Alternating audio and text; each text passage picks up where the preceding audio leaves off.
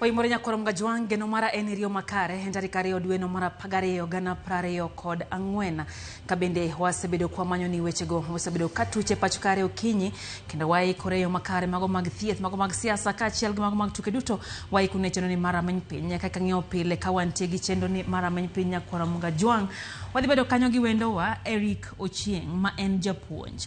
No en odiochieng' manyoro kane ntiere jopuonjgo mag P1 mano obedo kod ng'ur kotenre kod ndiko mag nyakoro mgajwang giywak ni okaw pek omi jopuonj mag junior secondary emasani sirikal kata oganda ng'iyo kendo miyo tije ka gin to gidong' kendo ne gikwayo mondo mi gin bende ndik gi tije nyakoro mgajwang kaachiel gi ng'ur mamoko. Wadhi ng'iyo mano kaachiel gi Eric Ochieng ma en japuonj wadhi bedo kod studio kae bang' weche wa manyien.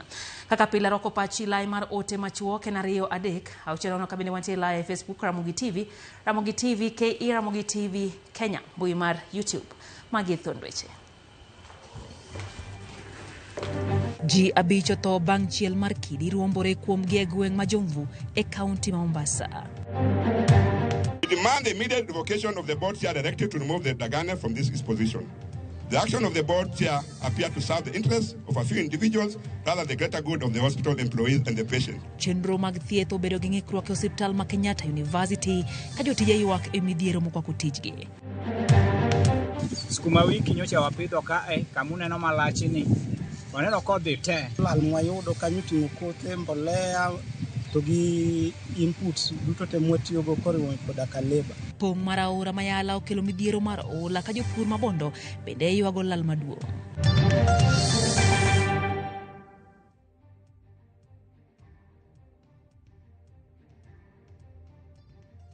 Machiegni nyakoro mgajwang chenro en rameny piny jaloko marwa en Liz Otieno nyinga Lydia Okeyo. Jabicho wito ngimagi ka mok adek to dhi nyime kod yudo thieth bang' kor ot mar kidi mane gichung'e tiende ruombore kuom geseche mane koth chwe gweng' ma Miritini e od bura ma Jomvu kaunti ya Mombasa. Kalore gi apisa mochung'ne rakore gi masiche mapoya Mombasa Ibrahim Rasafar, ji ang'wen moting'o nyathi ma hike ne piny ne achiel ne owito ngimagi kanyo ng'at achiel to no wito ngimane ka thieth ma Jomvu kama ne oringie kode. Wachore ni ji abichgo ne oriko dhi e liel moro manie alworano ma Miritini to ka koth ochako chwe to gidhi gibuogi e tie odno mano oruombore kuomgi kaluwore gi auka mager mane ntiere kindeno mane koth chwe kar saa 8 mar odiochieng'. Ringregi otere kar kano ringre ma Coast General Mombasa.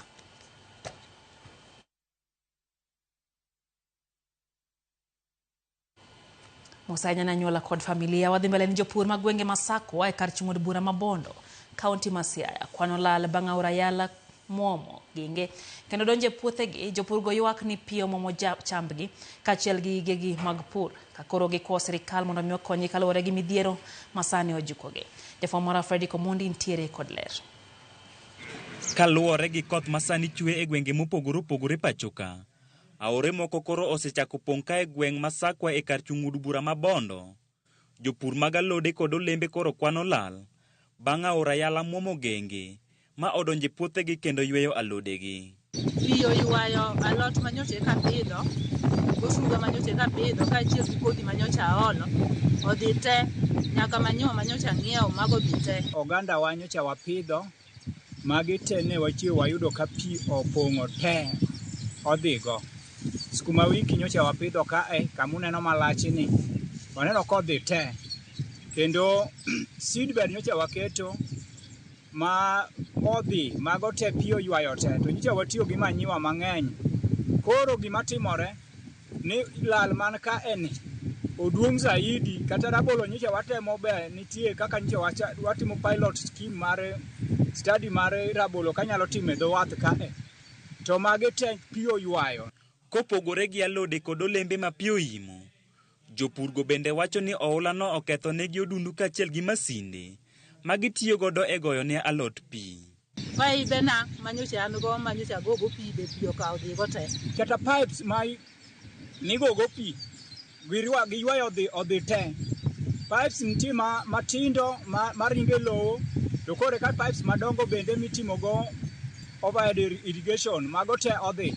Giyango ni mae oweyo riwruok mar saga mar jopurgo ma iluongo ni Environmental Farmers Sacco gilal moe ogana 500. Nyocha watiyo gi pesa maromo 500,000 mamano lal mwayudo kanyo ting'o kothe, mbolea to gi inputs duto te mwatiyogo koriwo koda ka labor. Mano manye watiyogo, manye wageno ni kaponi pesa wano uduogo, nye wadhi yudo maloyo siling milion 3. Koro gikwayo sirikand kaunti ma Siaya kod piny owacho mamalo mondo okonygi ni mar lal makamano oweyo gi gigoyi mar ola mane gikaw giketo e pur. Koro akwayo sirikal ma Siaya orego okonya nikech ayudo lal maduong'. Kaunti ma Siaya, national government to gi well wishers manyalo konyowa mondo mi project kik chung'. To ginyalo bolonwa gimoro kata ginyalo duokonwa luchwa manyo watiyogo mondo mi wadhi mbele tich kik chung'. Ma loan manyocha wakaw mana ni watiyogo mondo mi wapidhgo jobondo. Pesa ni koro dhi duto tetete. Mae timore seche ma chenro pod dhi nyime mar manyo ringre jal moro ma nyinge oyangore ne Dan Ayuke manyocha olware pika temo ng'ado olalo ma aora yala no. Frederick Omondi, Ramogi TV. Jochiw thieth osiptal ma Kenyatta University Teaching and Referral Hospital omiyo tend osiptal no seche 24 ma tieko midhiero magintiere godo. Magi kama oriwo keto kuma mar thieth ne jotich mag osiptal no, ketho telo mar board kaachiel gi duoko jatatije manyicha Ochungi Ahmed Dagane. Kaka yuto monilaro no chenro mag thieth norochore kendo weyo jotuo gi achiedh nade. Chakre okinyi, chenro mag thieth kar thieth ma Kenyatta University Teaching Referral and Research Hospital orochore kaluwore gi ng'anyo ma obak kod jochiw thieth maka. Nilikuwa nimeraswa hapa baada ya wiki sasa 4. Nikaambiwa nirudi hapa kliniki. Kurudi sikupata daktari. Sasa nimechoka, nina wasichana wangu wamenileta. Nimekoboa uba, metoka bari na sijatibiwa. Watahudumiwa aje? Kama bosses wenye wamesimamia hospitali hawafanyi kazi, sasa watu wananchi ndio wanaumia. Jochiw thieth gi koni gitiyo e lwasi marach kakata okumba mar thieth onge. Bende giseyo tend osiptal no kama oriwo board kaachiel gi jatatije manyien ma oyier kar mane en jatatije Ahmed Dagane mane oterie yweyo juma achiel ma okalo. Dagane ne oterie yweyo madundo ka itude kod mibadhi mar okumba mar thieth e osiptal no. Wach ma jotich makao kwedo ni en okora mar wite oko. The nurses are currently working without a uniform or uniform allowance. You can find someone with the same qualification, same years of experience, did the same interview, placed in different job groups. Some staff are employed for 6 months. They don't have medical cover. Every 6 months and the contract is renewed. We demand the immediate revocation of the board chair directive to remove the Dagane from this position. The action of the board chair appear to serve the interests of a few individuals rather than the greater good of the hospital employees and the patient. Nyaka sani gimiyo tend osiptal no seche 24 mondo ket kare weche 3 magipedho nono to chakre kiny tich ariyo thieth mora mora ok bibede osiptal no. Now they have issued a circular informing us that we can come. They are going to create a clinic, a ward in this hospital for the staff to be treated there. That one we do what? We reject. Kama atupati bima ya afya.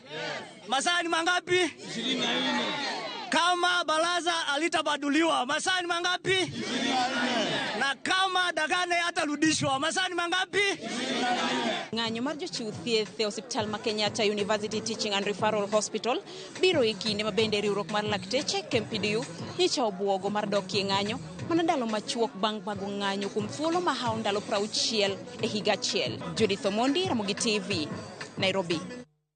Rakamana na Judith Omondi kendo machiegni kuom duogo bang' yweyo machuok. Rawere mag Gen Z manondhi kinde ng'anyo kata manondhi kinde ng'anyo kod mago manokalo e sande lweto bila dwaro duol maga kaka bila tao chenro magi mano IPOA mondo miyo chiw report manimba e wilal jo Kenya kaachiel kod nek mar mokwomgi. Rawerego wacho ni od bura kaachiel kod duond buche ma onego ket sirikal tesre sani ninde tijgi. Cynthia Onyango ntiere kod ler. Ka oloso e boma ma Nairobi, Joshua Okayo mane oloso e loro werego ne okwayo duol mar IPOA mondo wuog oko mapiyo kendo mi jo Kenya lipot moyiedhi e wi nek kaachiel kod ndicho mar jopiny ma osebedo kadhi nyime pacho ka kuom kinde ma ogwaro. We want a comprehensive report on the state of abductions and illegal actions of the police on the people of Kenya by IPOA. How many people are missing? Where are they? And who is responsible? Bende gisiemo wang'o bila mar okwach kich magiwacho ni oketo mila mar paka gi oyie ndhiyo jo Kenya kar tiyo tijgi kaka chiko puodho. Gilero ni tugo bilago mar lao ng'ato achiel kod mtokni turi ketho omenda mar jopiny. Constitutionally, your work is to investigate where there is allegations. I want to urge you, I know you know that is what you ought to be doing. Let us embrace a culture where if Sankara has got questionable integrity, avoid the drama. You are wasting public money going for one individual with 10 Subarus. Are you no more? We don't want this militarization and police state that we see in East Africa. Roeregi bende okwayo riwruog jodolo mar dind Islam mong'ere ni SUPKEM mondo wuog oko kendo se sirikal ewi mago ma ok dhi kare pacho ka kaka jowetegi mag jokristo yande osetimo. We have seen the Kenya Conference of Catholic Bishops speak. We have seen other bishops from other denominations speak. We have seen the Anglican Church speak, and we are happy that they are all, in support of what the Kenyans are crying out for. But we want to hear those that have not spoken, like SUPKEM. Bende giwacho ni gibiro medo bete opara manyime seyo sirikal kendo singo ni ok gibiro nindo e tich kaka kweth monego ket sirikal tesre magiwacho ni osemien sukari e dhoggi. And we are ready to ask the questions that our compromised parliament and the opposition, which is no longer existing, aren't bold enough to ask Mr. Ruto. Cynthia Onyango, Ramogi TV. Kweth Azimio la Umoja One Kenya Alliance kotelne kod jatend kweth manoke od bura Junet Mohamed koni gin gisiro William Ruto atamalo mia ewi mia kendo pok gineno gima omiyo ginyalo keto Ruto tesre. Limbe margi ka giteno jatend pinye county matera Taveta Junet kod Lange koni singo magazimio mana gichano timo emasani Kenya kwanza koro chopo kare. Walter Nyambaga ne gilero. Endelea kukuunga mkono. Manandalo achiel banka duon bura mar ODM otimoro mar adhaye county ma Vihiga kendo singo bedo kod jachung' e laro comtent piny 2027. Riwruok mar Azimio kotelne kod jatend kweth manoke od bura Junet Mohamed okoni sani thum wero mana jatend piny William Ruto kendo en magisire mia wi mia nyake debe. Sisi ndio, mimi ndio minority leader kwa bunge na sisi ndio wapinzani ambaye katiba inakubali. Hii wengine wanarukaruka hapo wanajiita upinzani, hii ni fake. Naona saa hii manyumba zinajengwa, stima inaunganishwa, tunangojea bado kitu ya kupinga, lakini sioni kitokea. Bado napima hali ya hewa, naangalia kitu gani ya kupinga. Sasa ndio nimefika Unjukili nikijua ya kwamba bado sijapata agenda ya kupinga, bado sijapata. Yule ambaye atasimama kwa barabara ili azuie, tutapita naye. Jotelo mane oteno Ruto kindero mane obage county mataita Taveta monywando jatend migao marateko kod modhi Opiyo Wandayi mane en jalupo gai mar ODM Ali Hassan Joho masani ni lew mar mwandu manie bolo duto koni Ruto erwadhgi ka kweth Azimio man kod ting' mar keto jatend piny urindi maliet oyuang'ich kendo go bade piny nipo gineno gima demigi ket Ruto e urindi maliet. Saa ingine sisi, saa zingine hatukubaliwi kuongea siasa kalikali kama waziri wako, lakini ukweli lazima usemwe. Mheshimiwa Rais, ile wewe unaendelea na kazi ya kuunganisha Wakenya na kuchapa kazi, wengine wachache wanaunganisha makabila machache. Mheshimiwa Rais, hiyo haikubaliki hata kidogo. Na Mheshimiwa Rais, nikimaliza lazima niseme ya kwamba hata wakiendelea kupangia wewe ati 2027 sisi pia tuko na uwezo wa kufanya mpangilio. Sawa sawa? Kuna watu tukiwa hapa, wao wako kwa mtandao. Mheshimiwa Rais, mimi ni waziri wako. Mheshimiwa Rais, nakwambia nchi haiwezi kujengwa na mtandao. Nchi haiwezi kujengwa na watu ambao kazi yao ni Twitter, Facebook, TikTok, Instagram. Na mimi nawaambia leo nawapatia notice, wasione wao peke yao wana mdomo. Hata sisi tuna mdomo, wakituletea noma, tutawaletea noma mbaya sana, my friend. Jatend piny mane odoke county mataita Taveta otelo ni en kinde masire kande mar Kenya kwanza keyo dongruok kutende kod singo mage ne oganda jo Kenya. Tuzungumza hii barabara, tukaongea hii barabara, tukajadiliana hii barabara, na sasa imefika mwisho. Hii barabara sasa lazima nijenge kwa vyovyote. Huyo contractor nimemwambia hii kazi ni kazi kidogo. Miezi 2 peke yake inatosha amalize hiyo soko, alafu tuendelee na kazi. Hiyo ameanzisha, alafu akimaliza ya pande ile, wale wananchi wako pande hii wahamie ndani ya soko, ndio nijenge pande hii. Giko ni tich maduong' madwarore en mar wijo Kenya kanyakla kendo kedo koda kwede mag dho udi mana tok thichoko kendo riembo mane en jalup jatend piny Rigathi Gachagua okiapisi kanyange mar nyithindo. Jameni, sisi ni watu wa taifa moja. Ukabila haiwezi kutusaidia, migawanyiko haiwezi kutusaidia, chuki haiwezi kutupeleka mahali popote. Wakasema sijui fulani hana share, fulani iko na share. Simuliona vile tulinyorosha hawa? Simuliona vile tulifanyia bunge? Na mtu yoyote ambaye ataenda kwa hiyo barabara wembe ni hiyo tu. Ruto osidho chenro mar keyo sitime kor gwenge kake gweng' ma Ramson, Mwangui, gedo mar ute manengogi ogonyore kar dak Manjukini, gedo mar sikul ma Lesesia Primary, gedo mar apaya Majipe, Sesi, dute kaunti ma Taita Taveta. Sawa. Walter Nyabaga, Ramogi TV. Dake na pagangwen bang sa chela midhiambo chenro en Ramanyien pinyero kamano kuomedo kete mana ke Ramogi TV. Monica Kumu wacho kacha ni nano weche gi yo makare kata kamano gi ama kodhoge ni dhano leo matek mondo Nyasaye okel koth eka koth koro biro gi kethruok kendo kelo tho gi masira otiyo mos na jogo ma koth oketho kendo nego wedegi. Wacho ni en kodwa nyaka giko. Neno bende Valento Sara. Valento wacho ni entiere uyo mandigwa piny otwe okanda waketo rumana Lamo. Dennis Okoth wacho ni entiere opposite airport in Garissa town entie kodwa chendo. James Waringa Marok Siaya wacho ni hembe entiere kodwa gi mama gi Margaret Waringa, brother Bernard Waringa kod Lauren Carol. Bende kachachane no ote mano moor kae gi Kauli Bernard mano ma Migori County wacho ni entie kod ogomos na Josiaya kuom oula masani odonjo kanyo kendo wacho ni sirikal saidia. Erokamano ahinya Sergeant. Ano kanyo ote bende mar Pastor Mundo tichore mar gemo nyore wacho kanyo ni entiere kodwa kanyo gi Archbishop mare Odhiambo Gura gi Jagoro Samuel Atongo, Bishop Aora Olo Oyanda duto biskobe wacho ni gintie kodwa Ramanyien piny yo matinya koronga jwanga ma en Ramanyien piny. Ano ka Bishop Gordon Odongo bende wacho ni oseyoro kawuono wan gi jodolo machiegni ore Ramanyien piny wayo matin kikudhi mabor wadugo mandaka machok kende.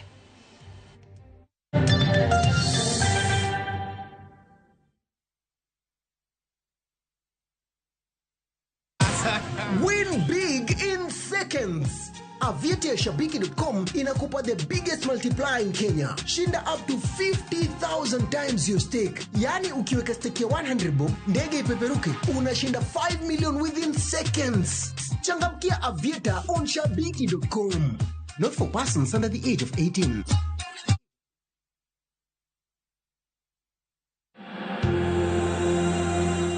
Sour petroleum jelly repairs dry skin like no other.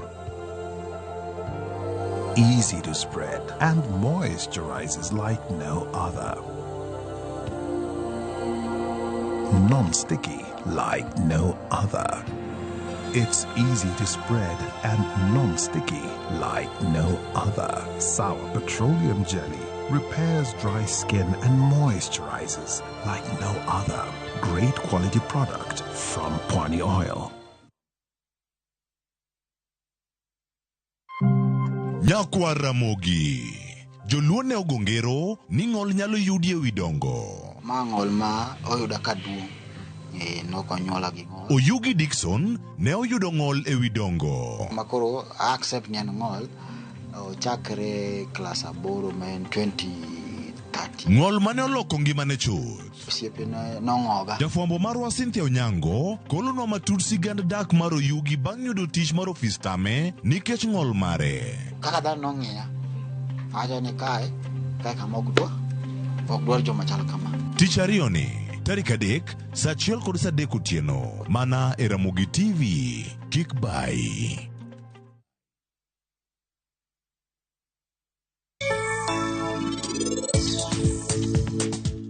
Gooseberry ni en seher.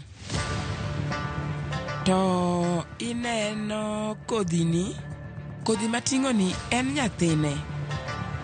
Kare nang'o marach? Un make uru. Uno maka, kare en richo mane mana timo, wachna uru. Ere kaka uno nyalo make mana kamano? Kare no timo richo mane, wachna uru. Ng'eni no ketho chik. Adier. Bad bi en wendo kae. Ting'eyo ni ng'ama wendo, wan kae, wakawa mana kaka nyasachwa. Donge badi bi.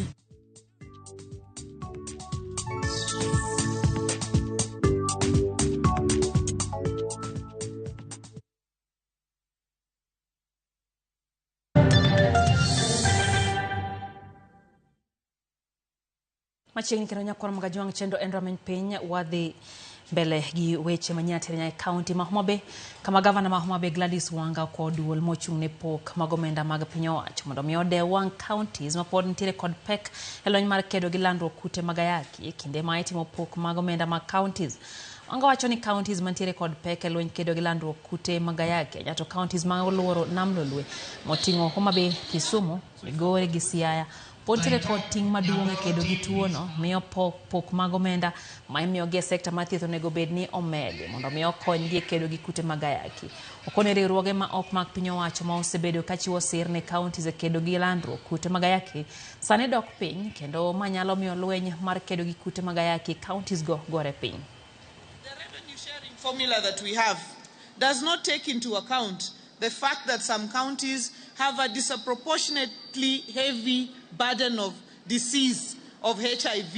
You have people who are on treatment from the beginning to the end. And the revenue sharing formula by the Commission on Revenue Allocation does not take this into account.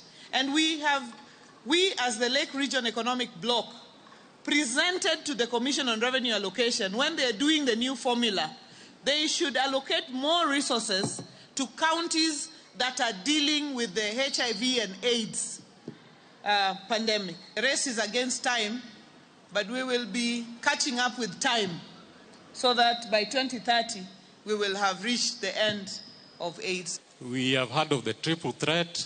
Our young girls are still under threat of new infections, GBV, and teenage pregnancy. We are just going back on our PMTCT achievements. Riwruok jolony ma joluo e kaunti ya Mombasa midendo ni Luo Professionals koni gi keto maino margi neno ni nyithi luo ma jonyuol gi onge kod nyalo yudo somo kaachiel kod tiegruok mowinjore. Ikoni onagi duto nyaka koro bed motegno korka weche mag ohala kendo giikre mar siro jowetegi maneno ni gidongore kaka oganda. Jojaoko nigi ler koa Mombasa. Ne en romo mane okelo kanyakla jokanyono manie riwruog jolony ma joluo Mombasa midendo ni Luo Professionals mar twak ewi okange magisegoyo e jiwo weche mag somo, ohala kaachiel kod tiegruok mag tije mopogore.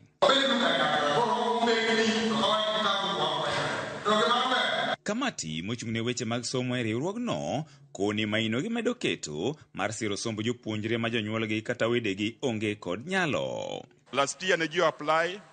From the report I've given, Jomano qualified and wamiyo support. Koro en koyo makende, ni let us reach out ne joma needy, Luo community ma needy in Mombasa. Kate I group ka, inyalo yudo kan samoro ng'ato ne nigi tich, to tich udhi opusore olal. Jo group ka be nyalo bedo needy. So kwa wuoyo kuom joma needy, it is not necessarily outside the group.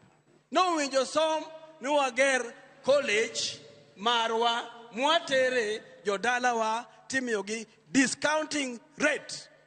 To wan gi jowa manyalo sponsor wa in engineer, supplier, lands, name them.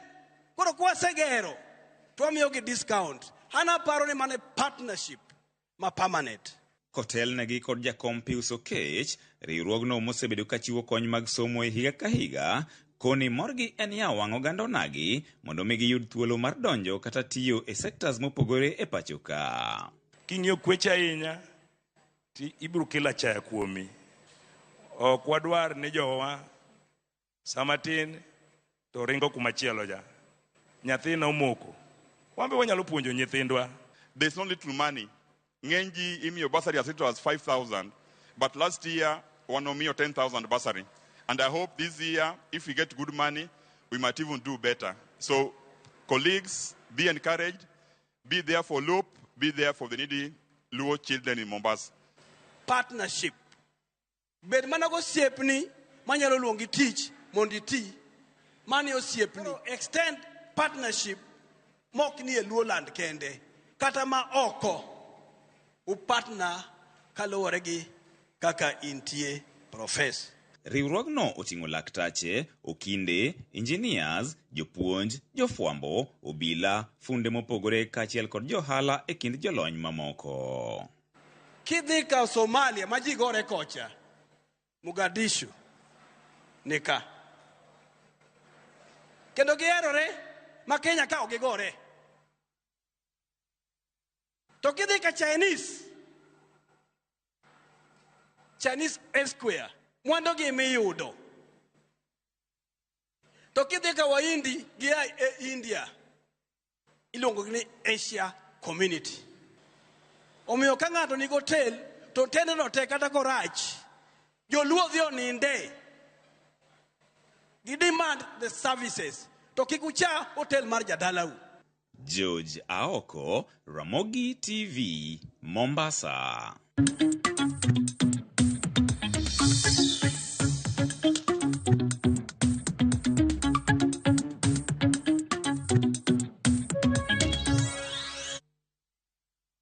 Johala e dho wath ma Arongo e kaunti ma Kisumu kwano lal magiseyudo kakalo kuom rach mar ndara ma ochiko dho wadhno. Johala go wacho ni rach mar apaya no mono gichwalo mwandu gi e chiro mamiyo mwandu go kethore. Ripota mar Veronica Rogo ntiere kod ler koa e kaunti ma Kisumu.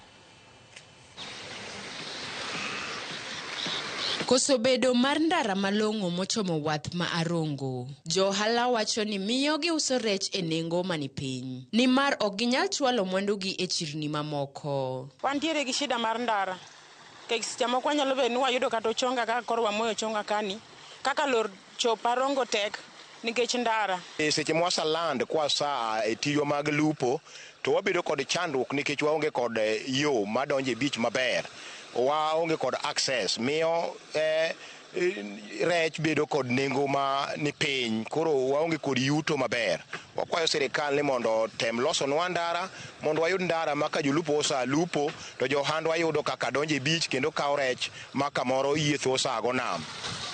Johala kachiel gi jolupo bende chwalo dwondgi ne sirikal mondo okelnegi omenda ma ginyalo holo kendo timo go ohala kaka timore e wedhi mamoko. Onge mar kuonde go malong'o mag yedhi en achiel kuom midhiero magin go. Nitie challenges mosebedo kwa kale weche mag nam, koro gimwaduong' makwayo sirikal mondo konywa. Kalure kwa manyo kaka support mar financial support, any SACCOs manya bedo within the BMU, wanya yudo kaka wanyalo yudo loan mwaholo manyalo konyowa dongo tijwa mar luponi. Mondo wayude kaka wanyalo dongre. Tich mwatiyo wandu tich lupo sana waluwo omena. Endo omena mwaluwo ni e kinde ma koth chwe kama wabedo kod chandruok ahinya nikech waonge kod kama inyalo tuoyo omena e seche ma omena obiro ma iluongo ni landing ma iluongo ni dryer. Waonge kod dryer. Wakwayo sirikal kanyalo geronwa gima iluongo ni dryer mandalo ma koth chwe kama to jowa kosa e tich mar lupo mondo kik gibed kod lal mang'eny ahinya. Luoro ma johala ma alworani ni godo en ni kaponi ok oresgi e kongonegi ndara to biro bedo matek chwalo mwandugi e chiro. Arogo Veronica, Ramogi TV. Kamano Veronica, safar mar sambaza furaha na Safaricom odonje juma machielo ka jodak ma Nairobi kochakre kawuono biro do thuolo malo mecho pogore kowuok kuom kambi tudruok mar Safaricom. Lima kawuono apisas mag Safaricom no limo gwenge kaka Chiro ma Kenyatta, Dagoreti, Kona, Kawangware kod Kangemi kaka Freddy Komondi leronoa. Safar mar kambi mar Safaricom maidendo ni Safaricom sambaza furaha kawuono chopo e boma ma Nairobi. Apisa maduong' mar Safaricom Peter Ndegwa kayawa yanga safar mar kambino mar ndalo 6 e tung boma ma Nairobi. Jodak ma Nairobi oyudo thuolo mar romo gi Peter Ndegwa kaachiel gi jatend weche mag tudruok manyasani e kambi mar All Media Services Fred Afune kastembe mag Safaricom kaloyo mich mopogore opogore. We want to reward our customers. We want to celebrate our customers for being with us for 24 years.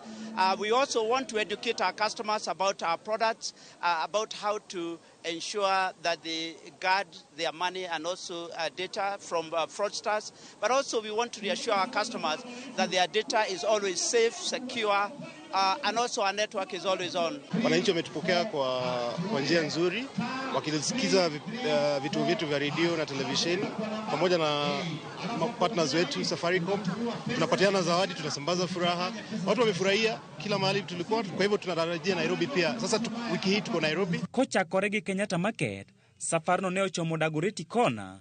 Jodak ma Nairobi koriwo jodongo kod nyithindo kawuok oko kar rombegi kendo loyo mich kaka simbe, gwen kod diek mag Christmas. Niko mshindi wa kuku, t-shirt.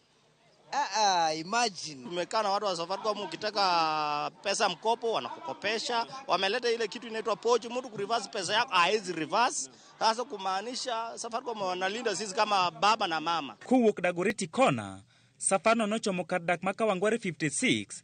Jolendo mag Royal Media Services kod jothumbe ka oteno Safaricom e safargi mar sambaza furaha. Safarno ne ochako chomo kar dak ma Mountain View kendo gigi Kangemi, jodak kawuok oko kar rombgi kendo yudo mwandu mag Christmas kowuok kuom Safaricom. Safarno igeno ni kiny ne lim kar dak ma Kawa Sukari, Zimmerman kod Githurai ka Safaricom dhi medo dhialo kastembegi gi mwandu mogundho. Frederick Omondi, Ramogi TV.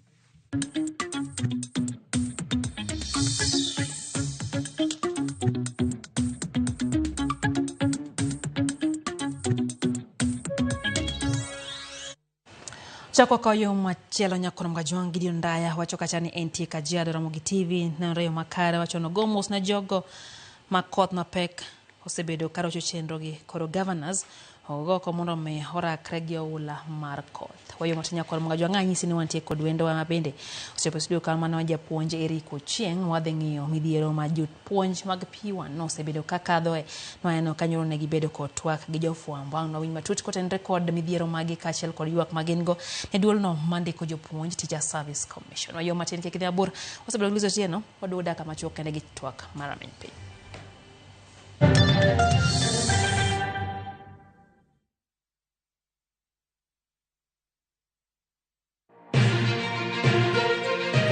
Chuny boma ma Nairobi, machiegni gi Naromoro. Kokale gode koda ore kendo mol e gwenge duto ma pachoka. Okinyi kokinyi wayango ni kaka piny oru. Ma en rupe. Kama wami nonro to kod chal mar fwambo. Wa encourage conversation. Wamenyo ni weche mamako ngimani. Job restructuring kata state restructuring ok promise ni kiwitu tich ka tili iro tich ka. Kendo in gi duol embaka oromo. Watudre gi reporter marwa ka en Homa Bay, Mombasa, Kisumu, Migori, Kisii. Wabedo gi twak kachiel koda ka jolony weche mopogore opogore. No amiyo parliament a lot of authority. To authority no gitiyogo mana mondo konygi. Tudri gi Joyce Oduor, Sharon Ong'ao kod Cleophas Oluoch e chenro mar Rupiny kod Mbaka Oromo. Wuok tich nyaka tich abich chakre sa 12 okinyi nyaka sa 5 onyango e Ramogi TV.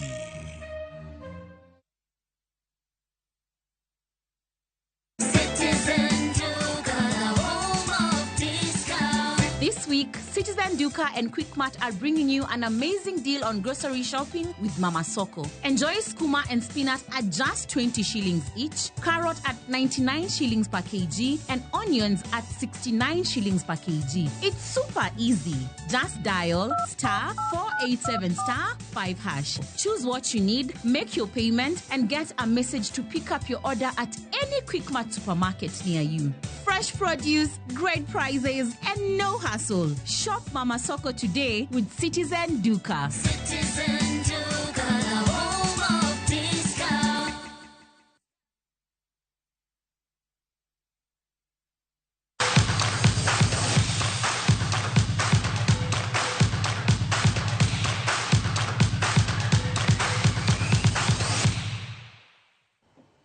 Karamojanka po kwa chako twak marwa nyisa kachani wan gi moko mag tuke tim Maden Mark FC mawuok gweng ma kachiel gi tim mar Dumna FC mawuok Msambweni County Makwale ong'ado tiko mag finals e tuke adhula mag shabiki Rashid Abdalla Super tielo marabich. Denmark nolo team mar Lazem FC gonde 2-0 ka team mar Dumna nolo team mar Black Eagles goal 1-0 tuke Magnus Finals mano bagi alap Makumbani Grounds. Tuke mag finals ibiro bagi taika paga beach dueni mara pagario alap Skunda Primary Mawa Primary School. Tugo mar laro tieko hethuolo mar adek ibiro go es ekinda team mar Black Eagles gi Lazem taika 14. Inacheza kwa Kingi Mustafa kata kule Cheupe Hamisi. Cheupe anaruka kule Swabira lakini wapi? Mechi haikuwa rahisi. Mechi ilikuwa ngumu, lakini kwa uwezo wa Mungu tumejitahidi na tukawini hiyo game. Hatukutarajia hivyo, lakini sasa kwa mipango ya Mungu imekuwa hivyo. Tumetarajia bao nyingi lakini haikuwa. Lakini hiyo pia inatosha hiyo bao moja. Kila kitu kipo tayari kwa finali. Misururu tulifanya vizuri, round ya 16 bora ikawa vizuri zaidi, robo finali ikawa nzuri, nusu finali ikapendeza zaidi. Kwa hivyo matumaini yangu na imani kwamba finali ya tarehe 15 Disemba itakuwa nzuri zaidi, tukidondoa mchele wa tarehe 14 Black Eagles dhidi ya Lazio. Kaka yorgero tuke maga taekwondo pacho ka Nyati County wa Muranga mosego kang maduongi tuke gi jokanyo kwanyo serikal kara kwa serikal mamalo gi mago ma counties mondo mi ochiw sir yoro menda mondo mi okonye dongo tuke gi jako kara jako mar tuke taekwondo county ma Muranga kendo jalno mosetimo tiegruok ne rawere mathoth kadak makario bangi ndunga olero ni jogo mabago tuke gi ne rawere chuno mondo mi otigi omenda kargi omenda margi wuon mar puonjo kendo bago tuke kaka mega county Golo sako timo ikruok ne tuke mag nationals ma biro bagi county ma Nakuru tuke ma biro kelo kanyakla kidinja 4.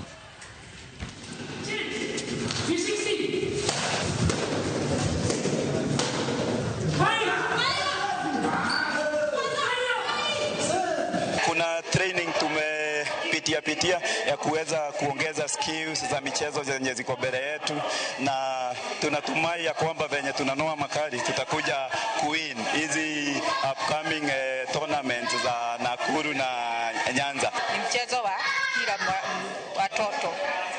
Kwanza hii holiday ni kubwa sana, watoto kukua wanakaa nyumbani, naweza omba wazazi wale wengine walete watoto wao hapa Muranga taekwondo. Tuna tournament tunaenda Nakuru, kuna tournament tunaenda Kisumu. Hawa vijana wako nyuma yangu hawawezi gharamia hiyo gharama. Tulikuwa tunauliza kama serikali ya kaunti kama inaweza gharamia hiyo hasara yao vijana kwenda katika hizo mashindano. Fadhili wa kuendesha hizi vilabu hakuna mahali tunapata. Inategemea sisi makocha kusimamia vijana. Juu kama sasa hata tulikuwa na game Nairobi, sisi wenyewe ndio turudi mifuko yetu kupeleka vijana. Ningeliomba hata serikali kuu iweze kusimamia michezo ndio tuwe na Kenya ile ambayo inafaa.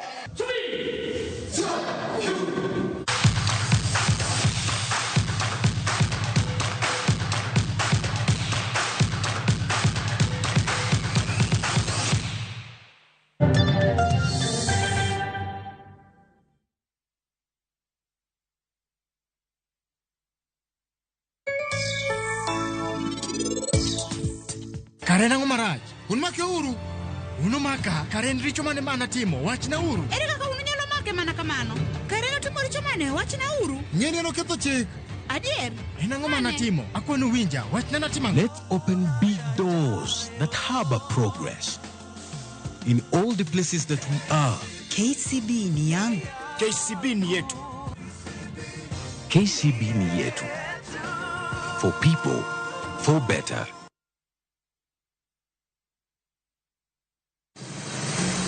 Be isepenjorie sigendni mayudore kuonde ma waluongo ni pachowa. Kapuonjani nobiro nikech gwenyruok e kind owete. Riwri kodwa mondo wanon sigendni mabeyo mag kuonde ma wadakie. Nera nitie. Ninyuo kong'o kacha niluongo ni kilap joko wili. Kochakore bombe madongo nyaka e gwenge ma iye. Otusenge en pinjo imbo mar oganda kiluonu wasenge. Ng'e gigo mamiyo oganda ka oganda bedo mopogore. Nueng'o ma wan godo ka en mar kunyo goldi. Urudi. En kama ji duoge ji ok lal. Ng'e weche mane osekalo. Chon chande lweny nitie kor gweng'. Rwako sigendni mag kuonde ma wadakie. Iwacho ni kibedo piny e kom, kineno ng'ama lwete fuare kama mano nyiso ni jakano mulo ka pigo osechopo e bwo mesa. Ng'e gwengewa chieng' tich ariyo saa 3 otieno mana e Ramogi TV.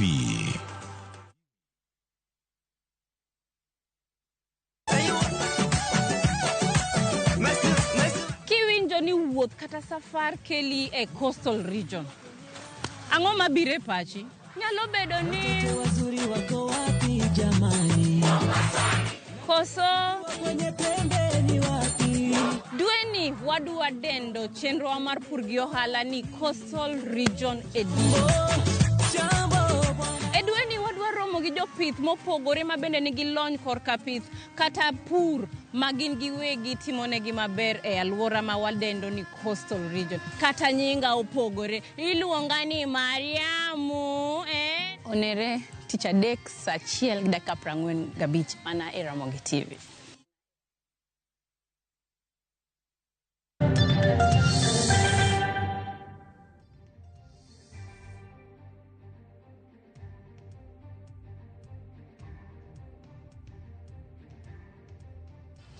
Machiegni kano nyakwara mga juang'en moro mara ni pod intiere kodwa chendo ni mara many piny wadonje kidieny mar ariyo na nyisi ni intiere ng'ur ma bende jopuonj mag mong'ere kaka P1 teachers osebedo godo kutendre kod ndiko mag tich. Omiyo dhiao ma kawuono nitie gi wendo wa japuonj Eriko Chieng' ma bende na achiel kuom jogo manotelo e golo duondgi odiochieng'no manyoro ne sirikal mondo mi owinji e duondgi. Giwacho kanyo ni ntiere weche moko ma bende ang' nogo kodwa mbako nyiswa ni to gin weche mage mosebedo ka chando chunygi.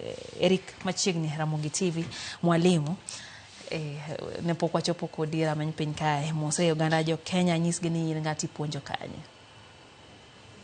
Erokamano Lydia kuom rwaka Ramogi odhiambo masani. An gi nyinga iluonga ni Eriko Chieng'. Eriko Chieng' is a trained P1 teacher mano graduate 2013 at Kaimosi Teachers Training College. En gi skills onyalo puonjo kamoro amora within the country ngech nosebedo verified en gi TSC number. Gi sechegi pokondike ohasul Nairobi ka. Aja Homa Bay County. Ase kendo na college gi dhako. Minot na go college. Kawatieko. Waduru te wajupuonje. To wan gi ywak achiel kende kaka jopuonj mayot. From 2013 nyaka sani. Lydia. Sebedo katek. Poko iru tich. To kan kenda. Jopuonj ng'eny. Ntie mano tieko mbele na. Ntie nyaka mang'e mutieko 208. Pod ni oko. Japuonj thagore oko kar keri bedo frustrated kar keri oko kar keri malich makeredo gi japuonj. An kata samine ne abiro kani igina school ose loro japuonj private pokoloro. Koro wakale a lot kendo wasandore kabisa to ng'ama nyalo winjo ywakwa onge. Wasetemo yawa josisa gi kata wajumbe wa mwan go gi aka giwinj wegi wajupuonj ni. Mjumbe ni en ng'a? Mjumbe na en miyo mosomo licha en iluongo Dr. Eve Akinyi Obara. The only woman mwan go Kabondo Kasipol. Mubaro book.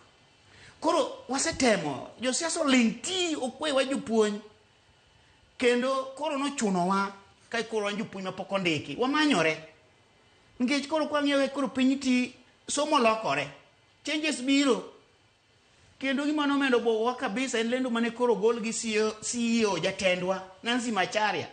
Ko wacha dharani ni koro wan kaka wan ju P1 onge thuolo kanyal puonjo ni okwa qualify grade 1 ni piny wado waso modo many degree kendo no bedo no malit ka kendo ker mar Kenya lando ka kondiko 56,000 teachers to wan kaka wan ju P1 out of those waido ka wanon miyo mana chances mag 10,000 out of those 10,000 6,000 no line to 6,000 kanyo team okay kanyo chako long recruitment man team last time nje jo verification nje 20,000 jo P1 nyowe no kuluongwa Koro koni haka koro jatele mosewacho maler. Ni koro konyal puonje ato kare wadhi kanye sirkal nego wa. Sirkal yang bula dia ngabeda generation moro ma idhi school, I graduate kapod itin at the age of 23. To at the age of 23 in gi more aspiration. Ikoni ene kwadhi kujoti konwania. Ni teaching is a stepping stone. Gech generally karano kada bedo japuonj. To da bedo nango. Ingeni adonge gwen. To kadonge gwen to joma nigi vision joma ineno ka nigi life maber gin jopuonj ma ikor gwen. Koro yudo ka janyuol koro ni nyathina timatek imichiwo. Chal gi Mr. Ngani. Chal gi Mr. Ngani kendo no ka dala ka ngani bedo maber nyithind jo somo dala rieny. Koro ka ina nyiso janyuol anda dhi timo kata kos machalo kama to kuyie. Koro mai gima notimo koro bedo influence with the mentors. Mentors mon gi village ni gin jopuonj. Koro mai omiyo koro wadhi kose dhi kuyo ticha gikonwa niya. Teaching is en gimoro ma is just a stepping stone. Somo tero ka idwa bedo lawyer.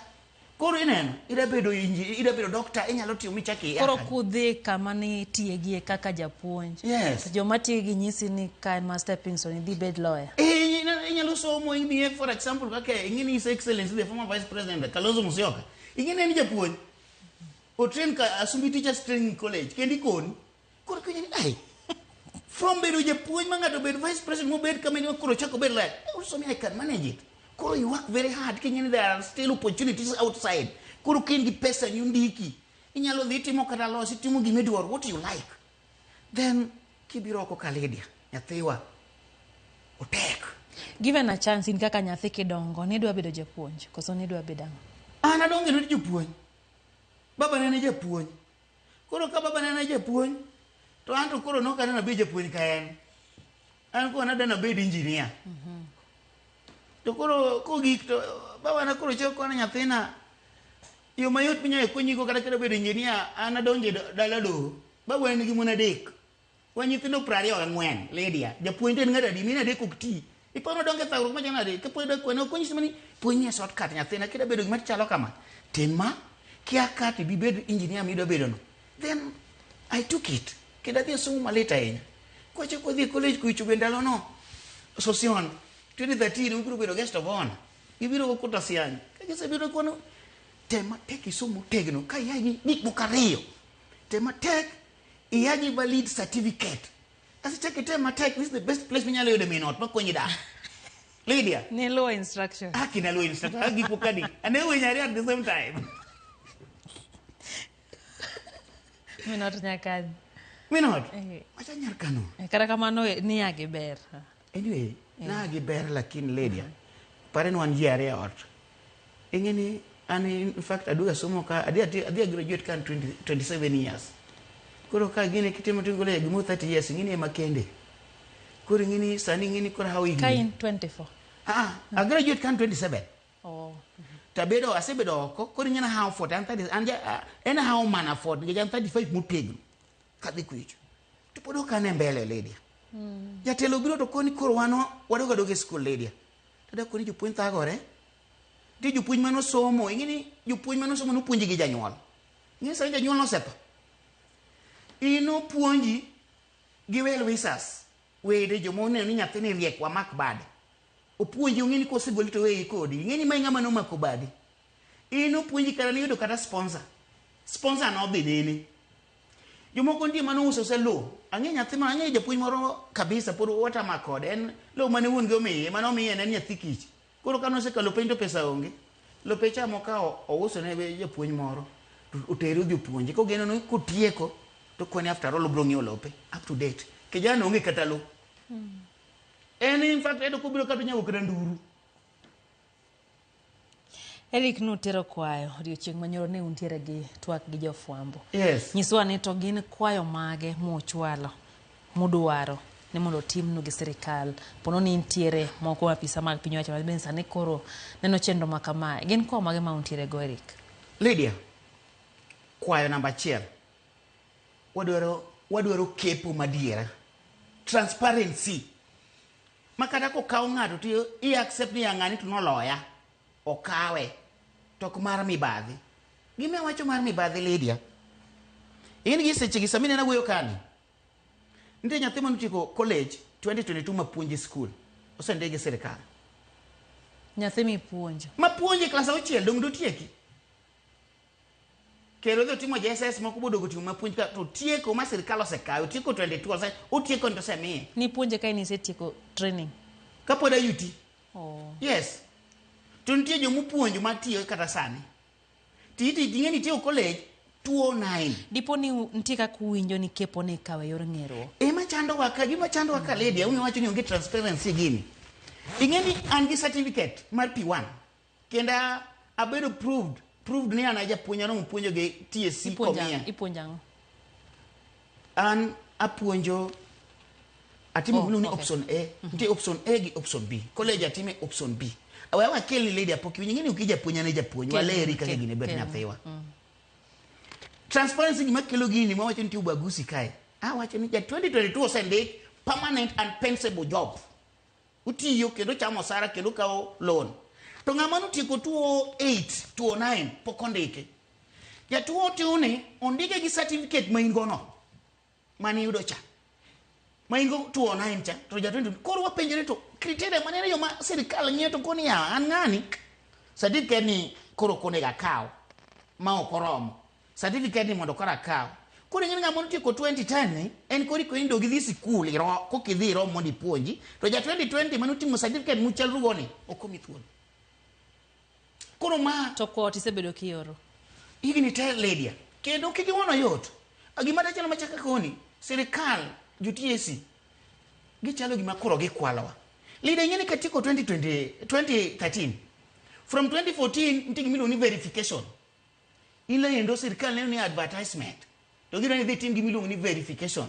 Verification ni eni kendi koni dhi kamora mora minyalo dhi. Kaka na tiyo Nairobi ka.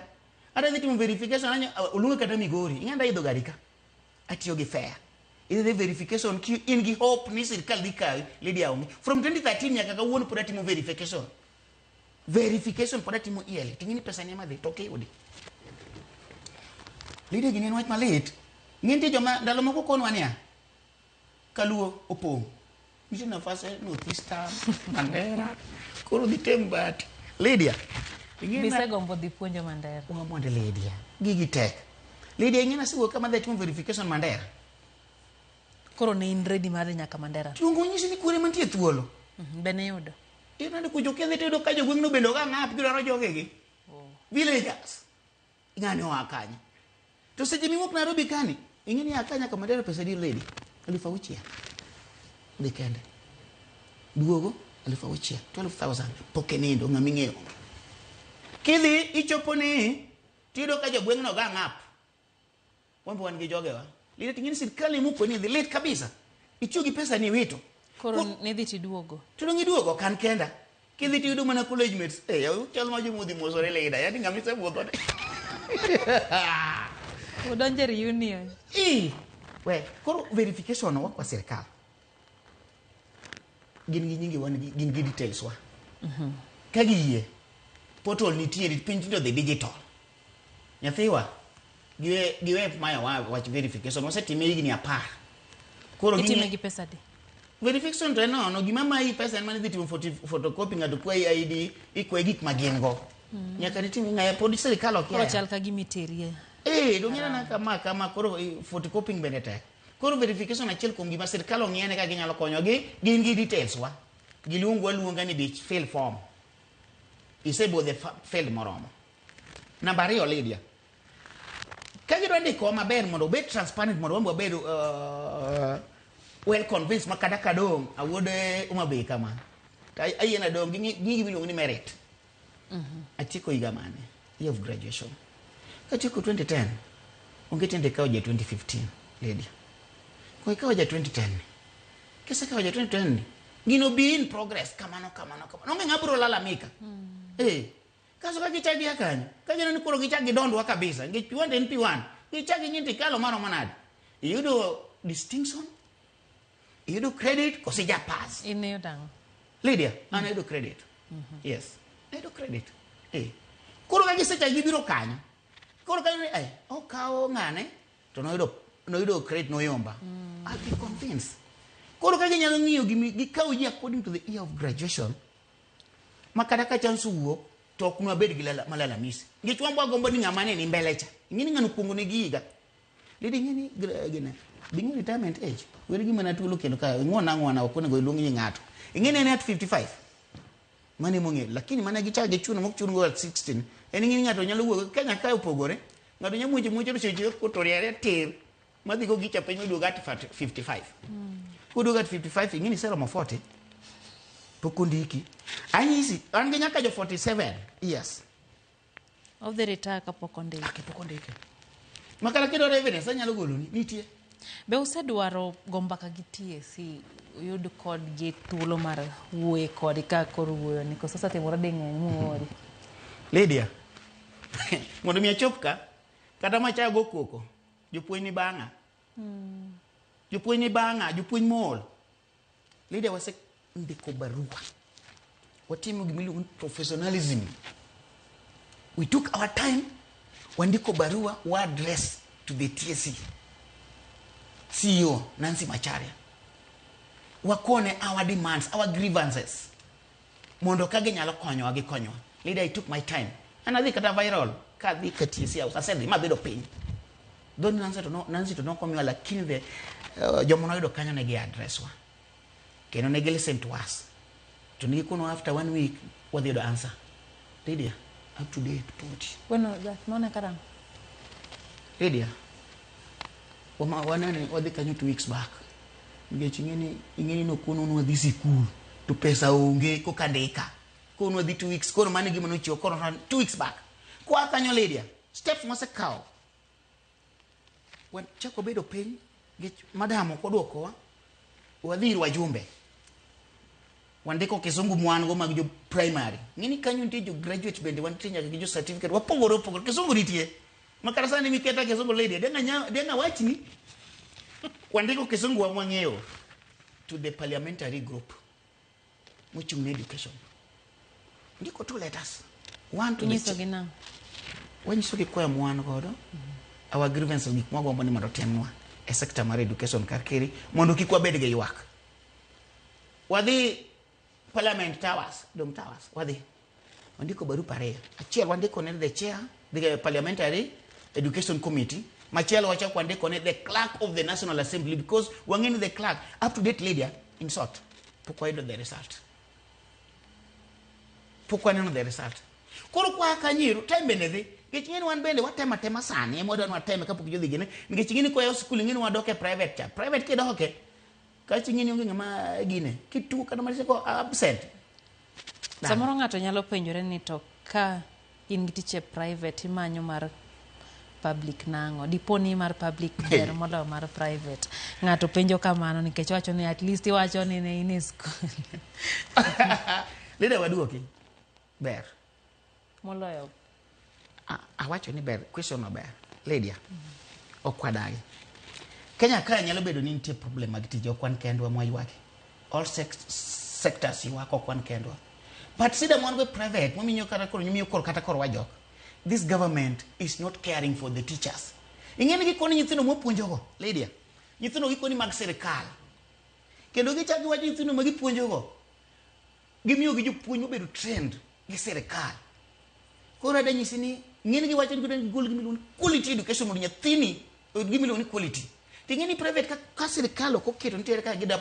protect nyathini mondo quality education through the teacher nyathino biro gi umiyo ingeni private kakiri ina tam ngichongo gi sere moketi malongo ma protect japuonj director nyalo riembi ka kodwaro onyalo ilo japuonj juma ka juma onge gi job security onyalo yo makata koro education pa nyathino dhidu quality no koro onge Lydia ngecho riembi japuonj dwe ka dwe samira chul sara be ka giriembowa Orim duka dwe koro ogimi wa security job security mar japuonj at the same time kaka japuonj ngechamba janyuol security ma nyathini mondo oyud quality education bende koro is not there it's not guaranteed ngech riembi japuonj will didek dio thing nyathini ibro ngi standard mar nyathini onge koro private kanyo gima gitime sirikal gibede ane ka ginyalo kelo policies ma ginyalo protect go japuonj kendo gichak gi protect go nyathimo mapuonjono then it will be okay Lydia yes ilero makare koro nyiso ni skunde mag jiwegi kata private dwaro mar wer mondo mikel no chike manyarito kaunti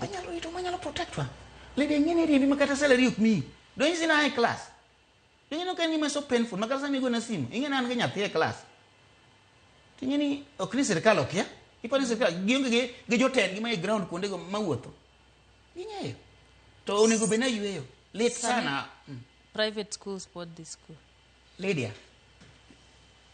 macha gima ng'ato timo kaka ong'eyo ikoni ni yawo skunde moko timo ikoni ni yawo also funny olor skul nyathini was so weak mondo yud salary mar ing'e ni itiyo ne gimi chuli mondo yud salary ni yude kata ma December ni wada ni koro kolor ka dhi konya nyathi machalo kama is unquestionable koro janyuol midhire manyene onioro mani yawa miye gimoro kama tes but kileo ni ok idhi koro time e udi ok idhi time od yes ok ni time school mag school utukon waselor but koro condition muke mago terms and conditions muke die school to komo osebedo godo be un gi riwruok moro amora un kaka noluongo wanyoro kaka jofwambo un gi riwruok moro amora to ni utime ang'o gi Lydia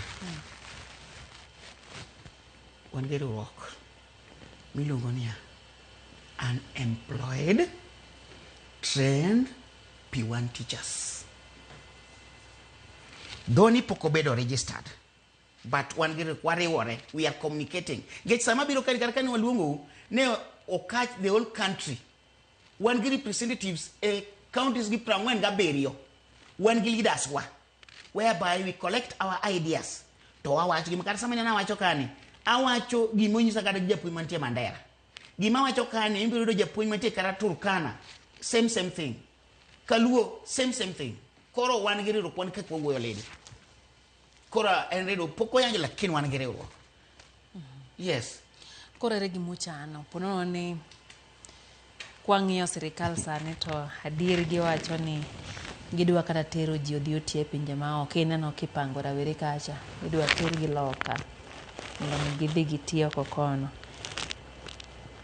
Lydia ere gimupango timo ponono ni gimutemo ni okonyago lemo mwalimu Eric ibedo nang'o uchano ang'o pero kamano Lydia awinji maber Lydia bro duoke achiel kachiel we done a lot of findings kendo we are equipped kendo an kama an ng'ena ni spokesman margi the whole country ichalo spokesman the whole country kendo kaluor nikech ang'eni an gi jibanga yes sirikal temo mondo tejo puonyo oko to wasetemo Lydia mondo watem lakini kwa temo mag sirikal tikono wania ng'eni wan jo P1 certificate P1 certificate is not being recognized in the outside countries koro we are not qualified onge we've tried wasetemo ngech wang'eny one over 400 trained teachers 400,000 man gitiesi naba pokonde koro onge japuonj manyalo puonjo P1 with certificate ok bet recognized ikoni mangi mo tim kata diploma besides of it you have this my age area koro tamo number 2 sirkal temo ndiyo Lydia to shida mantiere mabe kaka wan jopuonj ni wano puonjo nyithindo samo puonjo nyithindo gi wamiyo gi a lot of information kendo samo puonjo gi tigi mwa gai gi ni gibed part of them mondo gibed the role mondo gibed the model maber ne society number 1 we are teaching them what we call against what we call tribalism and nepotism putting someone instill this thing in their mind wangi gima tribalism timi in this of our country to ka koro da chaki kona ni kora ng'e the effects of tribalism ticha iko ni koro na wuogo oko ka adhi oko adhi fight milu racism ai tribalism wacho ka racism ai Lydia ya donginya ya okay it is good jomanya lakini one take one P1 teachers opoyo no adhi puonjo oko one number 2 ng'ato nyalo dhi lakini ok daka okwahero majority maro okwahero ngech Kenya ka fight miluongo ni tribalism kendo oko kujo kicha kidonji miluongo ni racism koro asif ni koro ni aka into fire into ang'eyo nyaka jopuonj mapuonjo China but ogidhi gi certificate diploma degree to kama na inya mwalimu Eric nyiswa ni to sani in kaka ero kaka iwacho ni tisa muoyo gi jopuonjre kendo bendo miyo gi weche go mag iluongo ni advice mondo mi gi kaw kenge makare ngima gi sani kano ket ni nyithindo matindo ma jo nasari mbele ni ka iwuogo kata ma jo primary binyalo nyiso gi na achiel kuom gik ma ginyalo bedo gi jopuonje pacho kae Lady penjo mamit Lady ng'eni grade 3 grade achiel kata nyathi min go to inyama penjo ni idwa ni chiemo e bed nga itingi sani nyithindo te biro koni gidwa ni gibed journalist gidwa gibed kaka Lydia ngech kwanza ing'eni jaber wangi yom ka in e studio kae kendo iwuoyo maber giten ngech ng'eni gin TV everyone biro koni bedo kaka Lydia.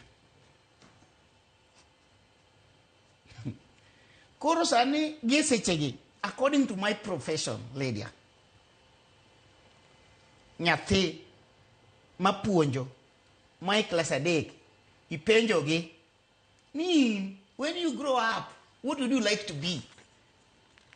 Lydia onge biro yien ni do bedo japuonj giwacho nang'o? Lydia onge ginyanyisi other careers but teaching no ngech achiel nyithindo gi nigi machunga e chunygi ngech nyathini mondo nyathi yud gima odwaro Lydia japuonj maketo gimoro amora kuom nyathi no se build trust kuom japuonj moro kokimaye japuonjne japuonj no dhi kokong'eyo trust no se bedo japuonj ma understand maber to dhi ng'eni se ketho nyathini koro gina ko ni mondo chiemo bed japuonj otamore anyise adier as namba 2 ing'eni ka jopuonj ok obedo protected maber gi weche mag jopuonj opogo kamoro amora jopuonj wagore yudo kata ka japuonj obiro okonyal Lydia ngech ineno ka koro private schools gi onge understanding kata koth chwe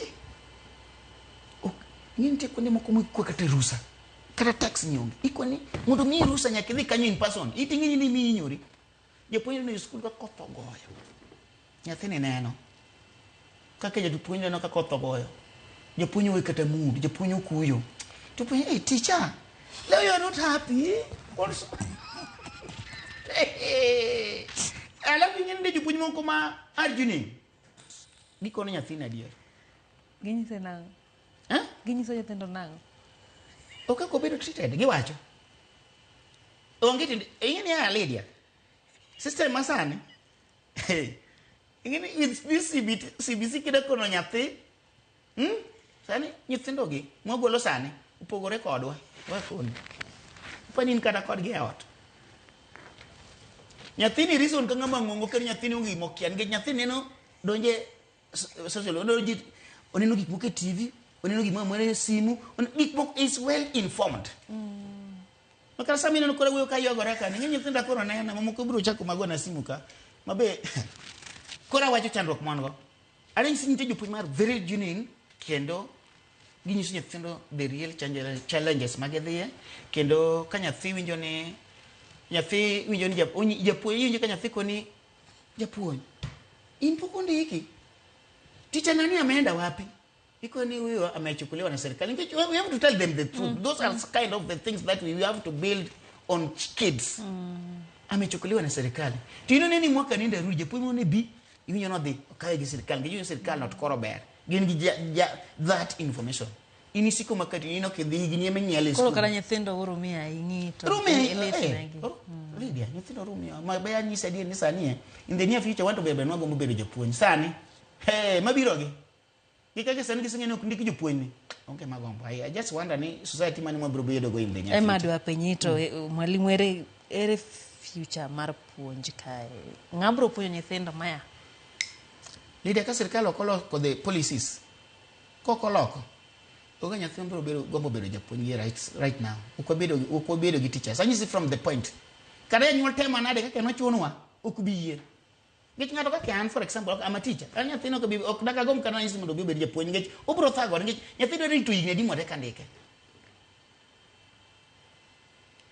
gana riyo ga paga deke mane yae mani tieko mana tieke to bang'e ni wadhi wabedo gi CBC ere kaka transition ino bedo ni kaka japuonj nikech naneno ka kuonde moko ne kawe itero gi tiegruok moro manok ninyise waketo nyaka habari kacha ni tero yo tiegruok mondo mi upuonje yo makare gi kitso manyier ma CBC in dhiko so no bedo rango Lydia maga machungu mwano Lydia one train kan intigi milum 844 that system mar 844 koro sama transition ni koro biro yudo ka koro watieko sama koro watieko wano wacho ni train with that system koro kwa bire field ka serikali okonowa ni koro mondo mi ndiki nyakidoge school mondo ibed equipped with the knowledge mar CBC midwaro ni koro gibiro miluongo ni upgrading Upgrading ni itime for 1 year, titime gi pesa ni migolo ofuko. Ka koro in gi hope ni koro idhi kare. Lady ng'eni gini karo biro to nwadagi mokwongo, nok understand. Koro ka oleni ma kwejo dhi timo interview to iyudo ka kare jok mane timo upgrading koro negi max mamalo. The following year, nwadhi ka gima warumo. Jopuonj nodhi almost te. Koro kwasedhi, ka koro wadhi ni koro wamedo gimoro on top of gima in, koro idhi. Leader wayudo ka jogo chikore ma kata upgrading no giwuoye. Jogo chikore age. Koro giweyo tiegruok monyisru. Mwang'eni dhi medo max cha. Jogo chikore age. Leader ng'eni sani. Tiegruok no koro en koro lal. Kendo sirkal otuplie ma kata kana ng'iyo kata score sheet mane gigolo. Wach mar upgrading ng'eni onge kendo koro gikethe. We don't know ng'eni ji to setrain kendo kondikwa. Ana train ana medora. Ma dhi timo gimino ni upgrading no kanya ndeka. Onge. Kendo onge. Sani kwa ni the team diploma. Wakikata kama hangi, we don't understand. To sirkal no kwalo wa. Koso sirkal ne temo tugo gi pa jopiny. Ka gini CBC ni bende gikete speculations mang'eny. Koro we don't understand. En okonyowa. Gijo konyowa de sirkal okonyowa joma notimo upgrading wakungo wamiu tich. Kokwa wach mar joma dhi timo diploma. Ngich ng'esa ni koro onge gi P1 certificate. Wakungo ame jok mosechako medal. Onge. Uni group category edi achiel. Koro yara laughing matter. Ng'inte jopuonj mane okodhi. Omedo gi nyierowa. Ginyierowa koka. Nwa kweru. To noku winjo. Ato dong gichalra. Koro ng'eni donga ka sirkal koro medo mana hinyowa. Dak negi upgrade koro en useless. Onge mokonyowa go. Ting'eni watiyo gi pesa. Over 100,000. School fee. Kendo ni koni ni ing'eni kaka na janyuol. Ing'eni awe mama damba. Ka puro rabuon. Mthuri puro rabuon. Ajaka bondo. Chamo rabuon. Madam puro mana rabuon. Agole Nairobi ka. Okanya nyalo munda dhia somo. Odok dala emboye. Dhi medri. Dipo kundiki munda mbe kuka bendika. Amera sani. Wachalre. Koro en upgrading no eno lal kamatia. Kendo ma iko miyo koro wadhi ir sirkal miyo ogo koko. Achiel kuom gene sirkal no kwalo wanang'o. Nyisogi miyo no kwalo. Nitumo no mondo odhi team upgrading for what? Why? No kwa kadung no uru pesa mar upgrading. Over those 100,000 mnotiyo. Duog no uru. Ngech kore ni useless. Koro watch upgrading lady. Mano bende is also another issue ma wan godo ni sirkal kuyie. Ko ginyal recognize upgrading mano watimo. Dimiwa pesa wa. Koro kokonyo wa lady. Lorina Kiny wacho ni gin kodi. Kato Seth Matara bende wacho kanyo ni en bende. Omora ahinya kaka ikete lela gik ma bende jopuonj ga pok ondiki kadhoe. Iwinjo nade? Ka ng'ato dang' penji ni sani iwinjo nade? Kaka ng'ato, kaka japuonj, we kata kaka dhano koro iwinjo nade? Lydia, awinjo marach. Seriously. It's my hope, my vision has been killed by this government. I found myself to be in the generations who are being tortured psychologically, physically, everywhere, because the government has misused us. Because during those times, these admission letters, we are not going for them at the post office. These were letters which were being given by the government officials. You go to your county director's office. Then they tell you you've been given a chance by the government. Then they are the ones also who are choosing for your school where to go. College. You're being told, like me, they told me I'm going to Kaimusi TTC. And I was very, very much proud. Then after that, this government is now telling me that in my area of profession, it is now flocked. No future. How do you think, even how will you feel? It is flocked. No future. Go back to class. With the age of somebody who is at 45, 44. And for now, they tell us we do what we call internship. Internship is for 2 years. These 2 years, suppose I'm at 44 now.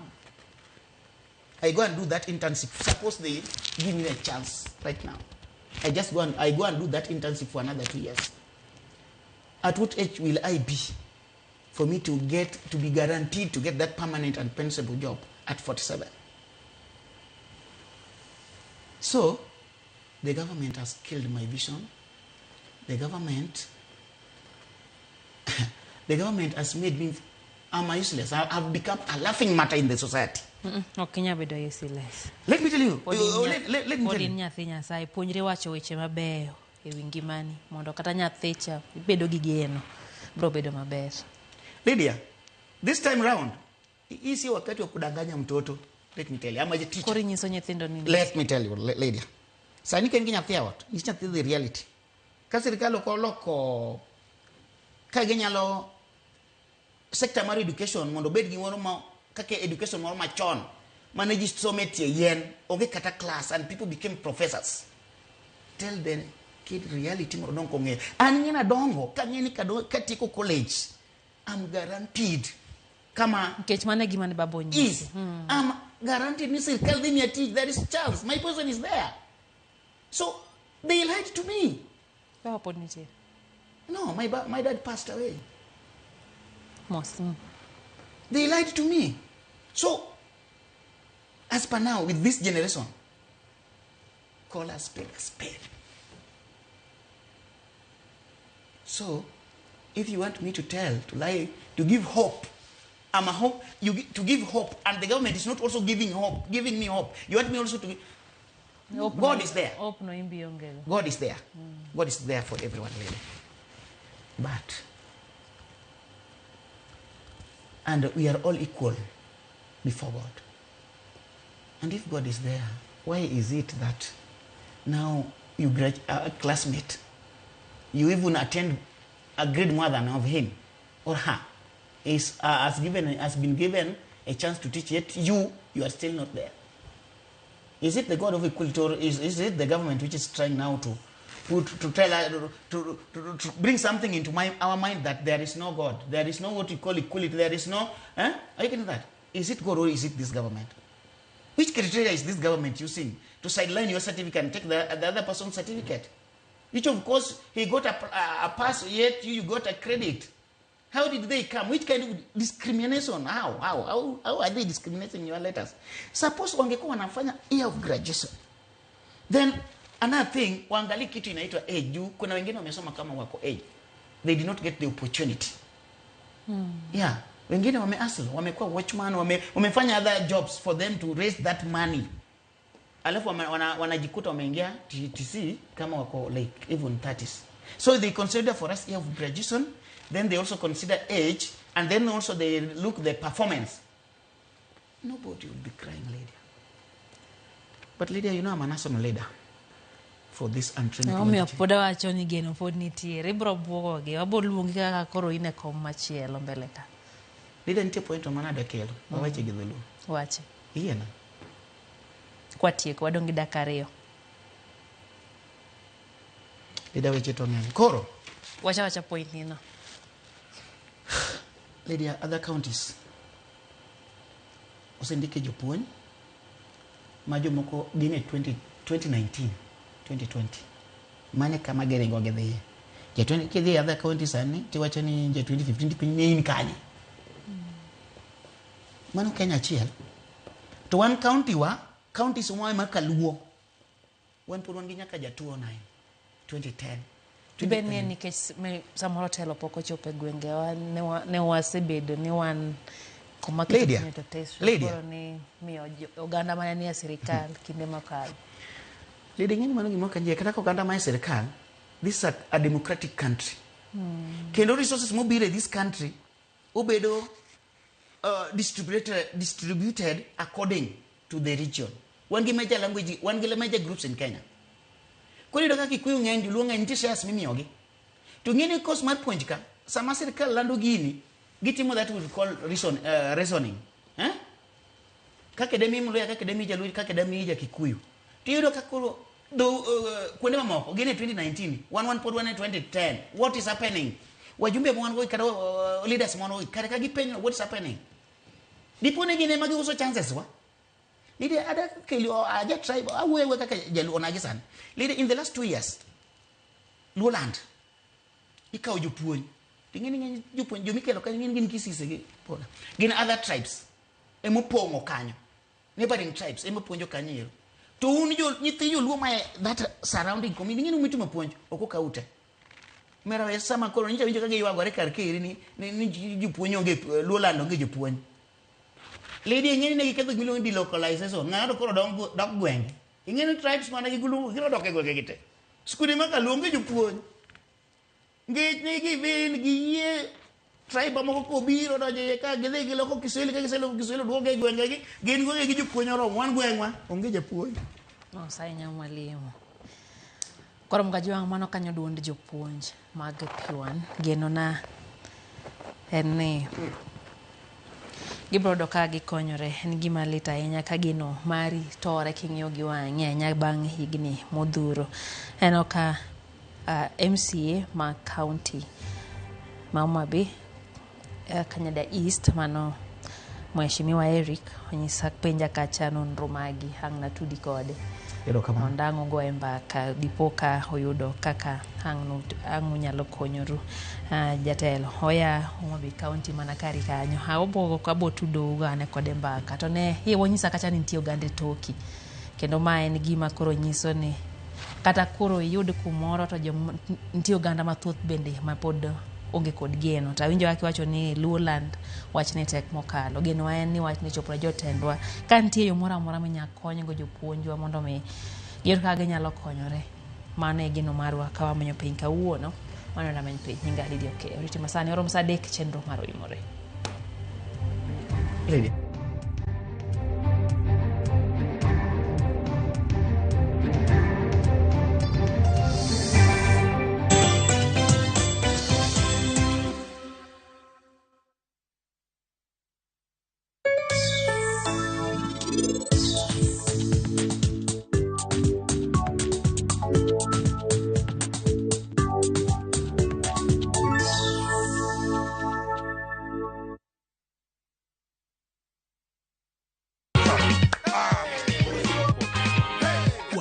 Kote nchini wanaendelea kujishindia mamilioni kila wiki.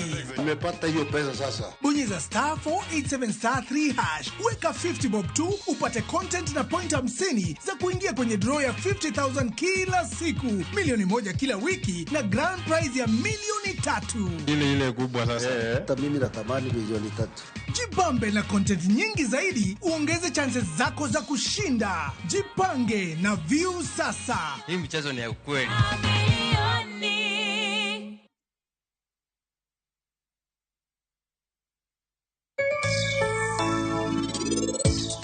Badbi en wendo kae. Ing'eyo ni ng'ama wendo, wan kae, wakawa mana kaka nyasachwa. Donge Badbi.